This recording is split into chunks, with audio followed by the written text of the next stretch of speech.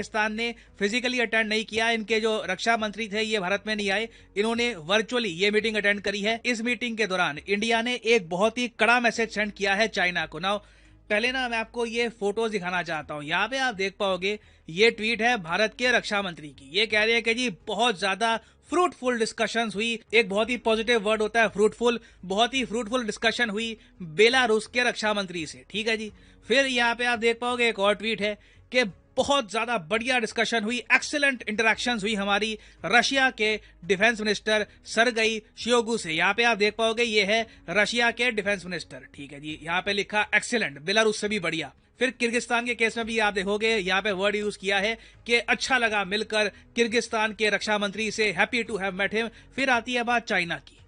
China के case में held discussions, no happy, no fruitful, no excellent at all, just बातचीत हुई है चाइना के रक्षा मंत्री ली शैंगफू के साथ। अब ये जो आदमी है ली शैंगफू, अगर आप सोच रहे हैं इसका नाम सुना था, बहुत टाइम पहले न्यूज में था, तो ये देखिए वही आदमी है जिस पर यूएसए ने सैंक्शंस लगा रखे हैं। जी हाँ, चाइना के रक्षा मंत्री पे यूएसए ने सैंक्शंस लगा रखे हैं। क्यों?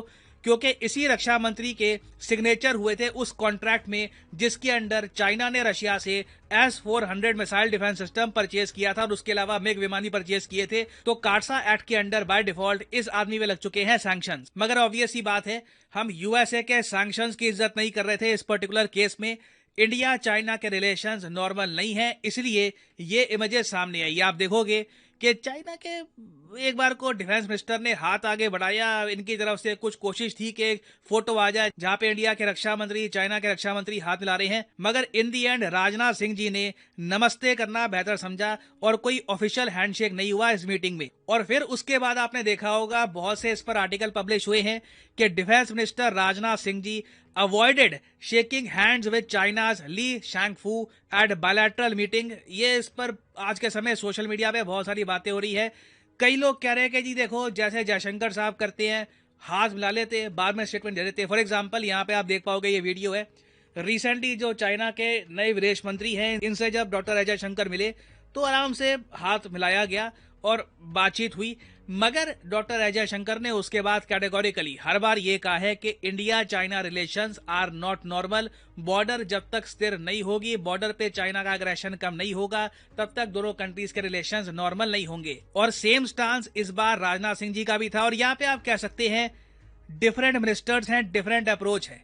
राजनाथ सिंह जी की थोड़ी सी और कड़ी अप्रोच थी। जयशंकर साहब एक डिप्लोमेट है और डिप्लोमेसी में एक कोट है बहुत ही फेमस, दिल मिले ना मिले हाथ मिलाते रहने चाहिए। तो आप कह लीजिए वहां पर थोड़ी सी डिप्लोमेसी उन्होंने यहाँ पर दिखाई है।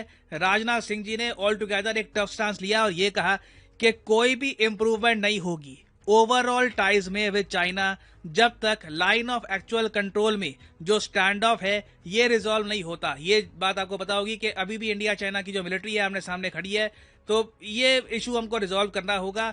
चाइना की जो ये इच्छा है कि बॉर्डर की टेंशन को ना ओवरऑल रिलेशन से डीलिंक कर दो, मतलब कि चाइना की जो इन्वेस्टमेंट्स हैं ये इंडिया में आएगी, चाइना की जो एप्स हैं ये इंडिया में काम करेगी, बस बॉर्डर को मत देखो। आप बॉर्डर में जो हो रहा है वो अलग है, बाकी चीजें हो रही है वो अलग है।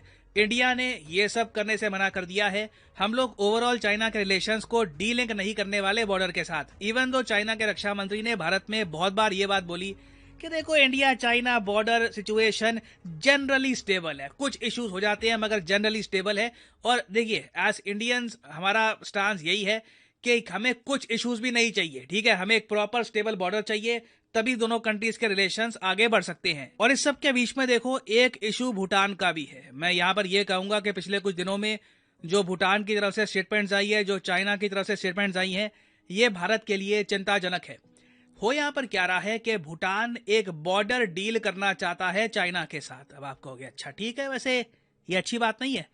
देखो यहाँ पे आपको समझना होगा चाइना का पैकेज ऑफर है क्या। चाइना हर कंट्री को ना कहता है पैकेज ऑफर ले लो। बेसिकली पहले उस कंट्री की जमीन हड़प लेता है, उसके बाद चाइना कहता है पैकेज ऑफर कर लेते हैं, जो आपकी 50% जमीन है वो आप मान लो कि गई, बाकी जमीन आप अभी के लिए रख लो। तो ये इनकी स्ट्रैटेजी है। इंडिया के केस में भी काफी बार China quote and quote package deal offer कर चुका है कि एक्साइज इनको भूल जाओ कि तुम्हारा हिस्सा है, उसके बदले में अरुणाचल प्रदेश को ये लोग मान लें कि इंडिया का हिस्सा है। ये ओवर द ईयर्स काफी रिपोर्ट्स में पब्लिश हुआ है। भूटान के केस में चाइना का ऑफर ये है, ये चाइना ऊपर, ये भूटान नीचे, ये हमारा प्यारा भारत। ना चाइना ये कह रहा है कि जो ये डोकलाम एरिया ना, यहाँ पर ये डोकलाम है, यहीं पर क्राइसिस हुआ था 2017 में। तो चाइना कह रहा है कि ये जो एरिया है भूटान चाइना को दे दे, ठीक है। उसके बदले में जो चाइना ने नॉर्थ ऑफ भूटान जो ये एरिया क्लेम कर रखा है, ये एरिया वापस चाइना दे देगा भूटान को। इसमें अपना जो क्लेम है ये छोड़ देगा ना। भूटान की सरकार को for some very odd reason ये लोग चाहते हैं कि इस पैकेज सोल्यूशन से ना ये चाइना के साथ रिलेशंस इंप्रूव कर देना। इंडिया के लिए ऑब्वियसली ये खराब है, क्योंकि अगेन चाइना को कोई परवाह नहीं है भूटान के बारे में, भूटान की सिक्योरिटी के बारे में। चाइना के लिए एडवांटेज ये हो जाएगा कि भारत की जो चिकन स्नैक का रीजन है वहां पे इनको बहुत सारा एक एक्स्ट्रा एरिया मिल जाएगा, जो कल को ये मिलिटरीली भी भारत के अगेंस्ट यूज कर सकते हैं। तो इसलिए इंडिया भूटान चाइना की डील को लेकर भी काफी कंसर्न है। तो ये जो मैंने रीजन आपको गिनवाया है ये भी एक बड़ा रीजन है इंडिया चाइना रिलेशंस के खराब होने का।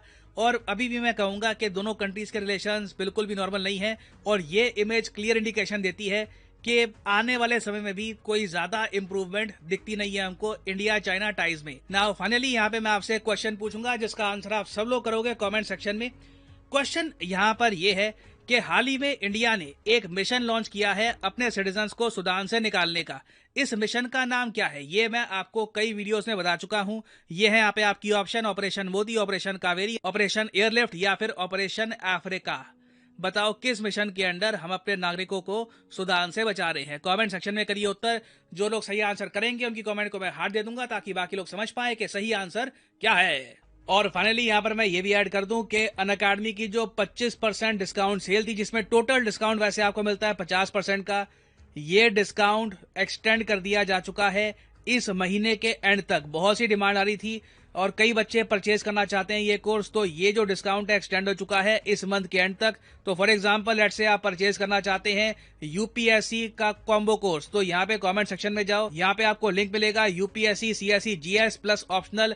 इस लिंक पर करिए क्लिक और यहाँ पे आप परचेज